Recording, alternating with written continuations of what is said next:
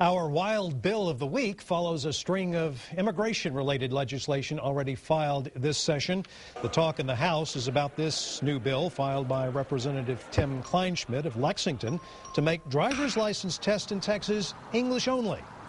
He declined to talk about the bill when we asked him, saying he wanted to review it all further first. But some of his Republican colleagues are supporting the measure, unlike Democrats who say there should be a better way to rethink the immigration issue in Texas.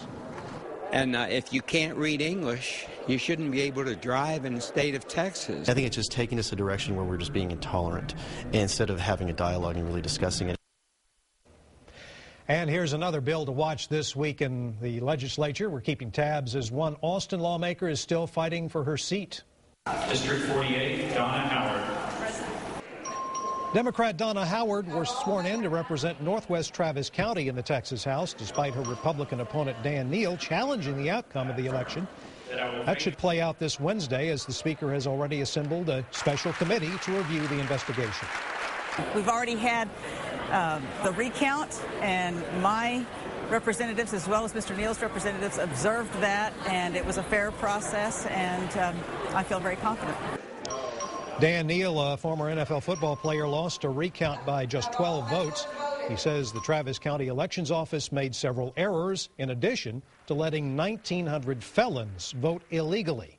You can go in depth with this story and others. Just log on to KXAN.com, check out the tabs at the top, and click on the one that says On Politics. It will take you to our special Politics page, where you can check out our latest coverage, blogs, and interact with us before next week's program. And the results of this week's On Politics poll are in. We asked how to best balance the state budget, cut state spending, raise taxes, find new revenue sources, or use the rainy day fund. And it looks like more people thought that we should cut state funding, rather raise taxes. I think that's going to come up. It was right, correct. Raise taxes was the #1 answer to that poll. And finally, if misery loves company, Texans should not lose heart. State workers out in California are feeling the sting of budget cuts as well. Governor Jerry Brown there riling state workers this week. He's ordered at least half of California's 96,000 state-issued cell phones out of service by June. Brown's order requires agencies to justify the phones that they keep. One state worker responded in the Sacramento Bee newspaper saying, "Why ask cell phones dump office landlines? Which tool is more useful anyway?" We all know the answer to that one, of course. Some food for thought as state agencies here in Texas keep scrubbing their budgets. Join David Scott for our next newscast here on KXAN coming up today at 5 o'clock. Thank you for joining us here.